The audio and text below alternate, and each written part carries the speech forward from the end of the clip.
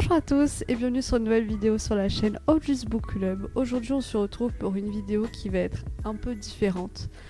Je vais utiliser de l'IA. Ouais, je sais, là vous vous dites mais qu'est-ce qu'elle va faire? Alors c'est pas du tout pour faire mon montage, c'est pas du tout pour trouver mes idées de vidéo. Mais j'avais vu une vidéo comme ça qui montrait que l'IA pouvait t'aider à trouver des recommandations de lecture. Et moi ça m'intrigue beaucoup. Parce que déjà je n'utilise pas forcément d'IA au quotidien, donc je veux savoir comment ça se passe. J'ai envie de voir un petit peu ce que ça donne. Donc là on va essayer ChatGPT bien sûr parce que c'est le plus connu. Et je veux pas flex, mais en fait j'ai lu beaucoup de livres. Donc je me demande si ChatGPT va pouvoir me recommander un livre que je n'ai pas lu ou il va me proposer peut-être que des livres en fait qui sont super connus. Donc c'est ça ma question. Est-ce que ChatGPT fait donc de bonnes recommandations? Donc le but de cette vidéo c'est de choisir un livre que je vais lire. Je sais pas encore si je le fais sur une semaine, enfin ça va dépendre de la longueur du livre. Et ensuite de voir si ChatGPT a réussi à cerner mes goûts ou pas. Et si le livre était bien sûr. Le processus pour trouver mes lectures, ça va être plutôt Goodreads, donc je vais écumer un peu ce que mes amis lisent, ou sinon je vais regarder les listes en fait proposées par Goodreads et je pioche là-dedans. Donc là ça va être une première, donc j'ai très hâte. Donc on va essayer, c'est parti. Je sais même pas quelle question je dois formuler à ChatGPT.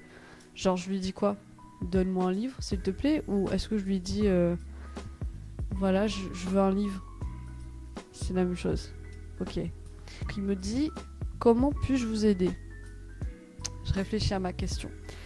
Je pense que ma question, ça va être qu'il me donne une recommandation de lecture.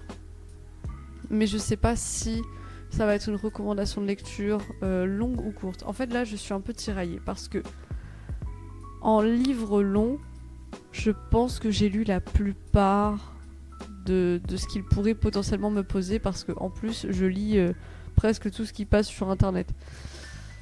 En livre court, par contre, j'en lis pratiquement jamais. Des livres de 200 pages, ça m'arrive très peu. Donc peut-être qu'on peut en faire quelque chose. Déjà, je pense que ce qu'on va faire, c'est que je vais poser la question. Un livre, une recommandation de lecture, je vais lui dire que j'aime tel genre ou tel livre et je vais voir ce qu'il me propose. Et en fonction de ça, si je vois que c'est des listes de livres que j'ai déjà lus, dans ce cas-là, on va partir sur un livre court. Peut-être qu'il aura plus de chance. Parce que là, en vrai, je lui donne même pas un fair shot. Genre, j'ai lu beaucoup. Donc, comment il peut faire? Je sais que vous pouvez pas me répondre, mais qu'est-ce que vous recommandez? Que je lui demande de me suggérer une liste de 10 livres ou juste un livre, c'est bien? Parce que j'ai peur qu'avec un livre, ce soit trop risqué et qu'il me donne quelque chose de très mainstream. Alors, comment puis-je vous aider? Alors pour l'instant j'ai écrit « Bonjour, je voudrais une liste de 10 livres de 300 pages à lire. J'aime la fiction, la science-fiction, le fantasy et le cozy fantasy. » C'est bien, je lui laisse du choix. Voilà, point. C'est bon, je vais pas dire s'il te plaît. Allez, j'envoie. Il prend du temps. Ah, il m'a dit bonjour. Voici une sélection de 10 livres autour de 300 pages ou légèrement plus ou moins dans les genres que tu aimes. Il me propose. En fait, je pense que vous voyez sur l'écran, si je suis perturbée, c'est surtout le titre numéro 2. Le cercle littéraire des amateurs d'épluchures de patates. Alors si c'est un livre super connu, je le connais pas. Parce que autant Donatarte, le maître des illusions, je l'ai lu.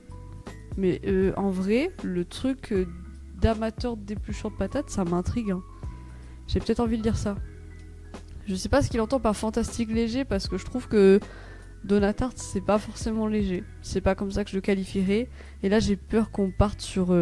pour les amateurs de patates, d'épluchures de patates, j'ai peur qu'on parte sur un truc genre l'Irlande, la famine ou un truc du genre.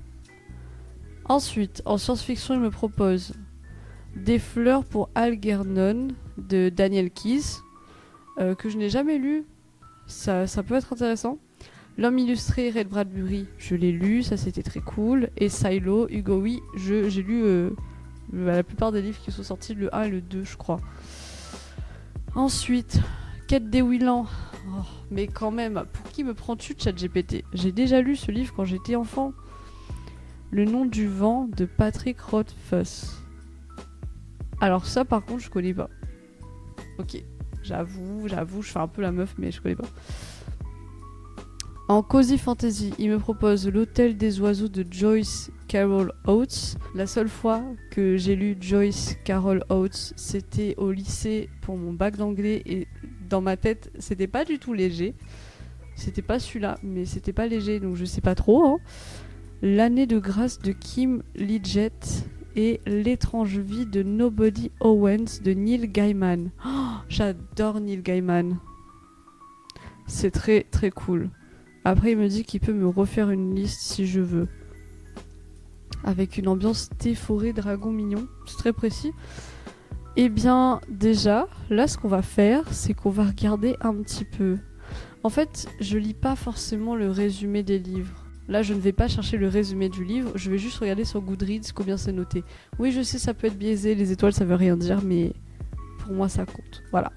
Donc là, on va regarder pour le cercle littéraire des amateurs d'épluchures de patates. Et il est noté 4 étoiles et demie sur 5. Mais maintenant, je suis très intriguée. Et une des filles que je suis, qui s'appelle, je sais pas si vous voyez, Carrie, Bright Beautiful Things, a noté ça 5 étoiles. Bah, je pense que je vais essayer. Bon bah c'est bon, on a trouvé. Ah, ça a été adapté sur Netflix. Iou, je vois qu'il y a le logo Netflix là, j'aime pas trop. À l'heure où je vous parle, c'est le début de cette vidéo. Je vais acheter ce livre sur ma Kindle et puis commencer ce challenge et espérer apprécier ma lecture. Ce que vous allez voir par la suite, c'est mon ressenti en temps réel. Je pense que je vais vraiment faire une update. Donc là, vous verrez tout ça. Et est-ce que ChatGPT a réussi à me proposer un livre que j'ai bien aimé? En tout cas, déjà, il a réussi la première tâche, me proposer un livre que je n'ai jamais lu. Je vous invite à me suivre dans cette petite aventure avec mon livre sur le club littéraire et les épluchures de pommes de terre.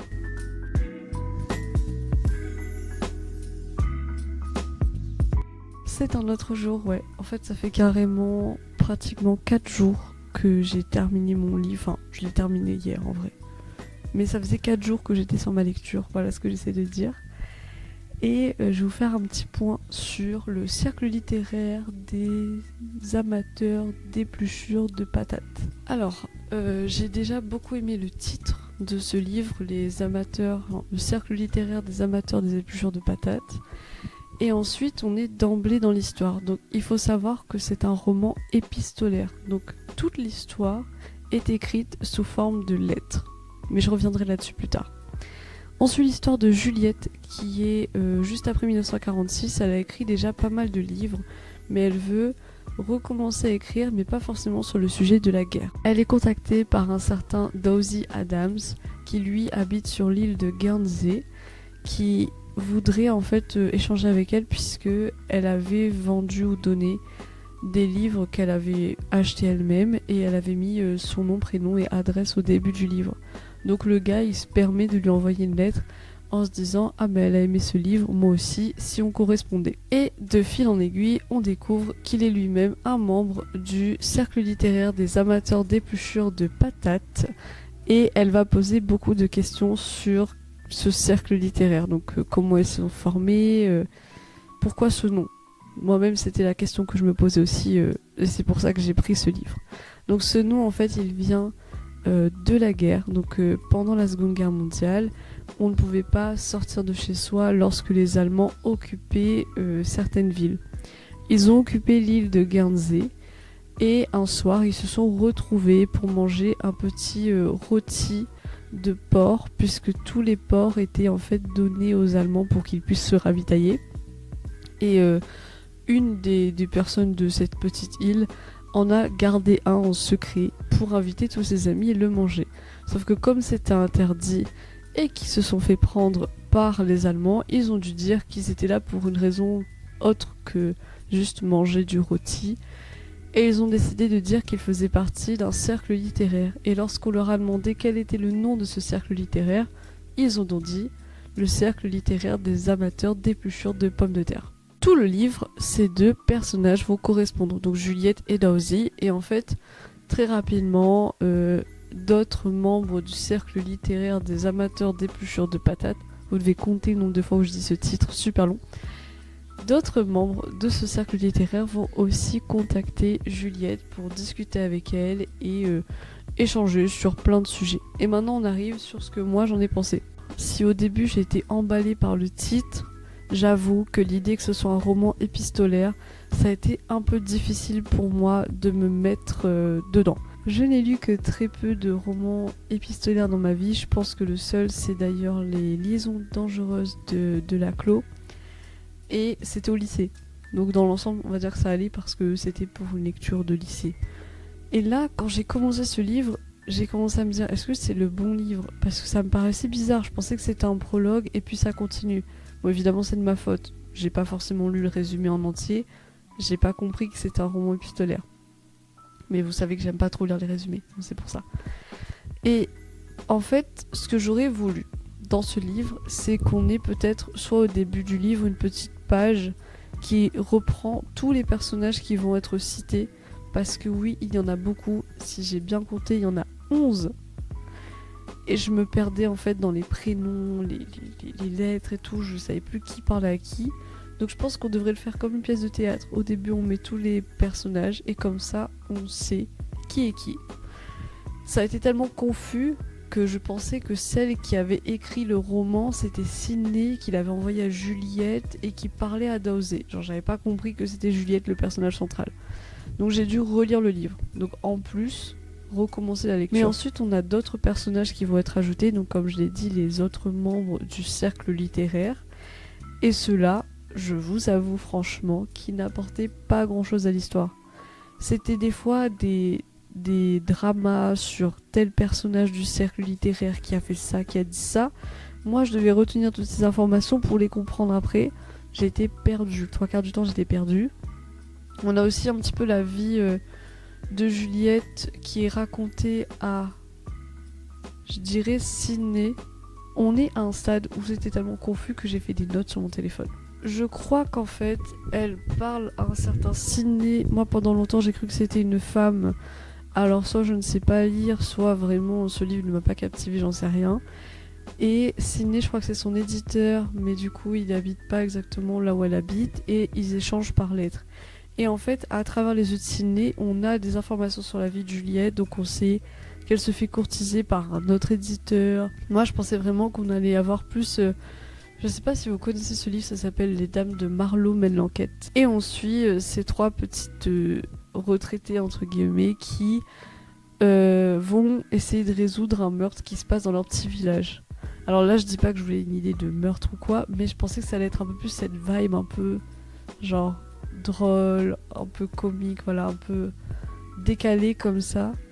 Et je pensais vraiment que ce cercle littéraire allait être de ce style-là. Et au final, l'idée des lettres, ça m'a assommée. Je sais pas si vous avez déjà regardé Friends. Il y a un épisode où ils vont tous à la plage et que Ross et Rachel recommencent à se mettre ensemble.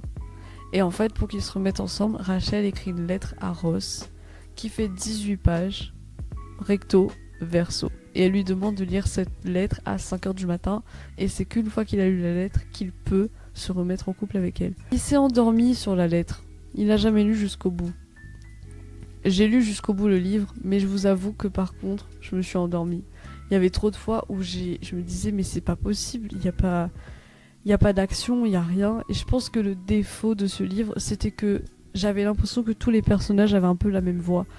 Ils ont essayé les autrices ont essayé de donner un peu une particularité au personnage en disant voilà, lui c'est un fermier, il est un peu comme si, enfin plutôt des caractéristiques physiques.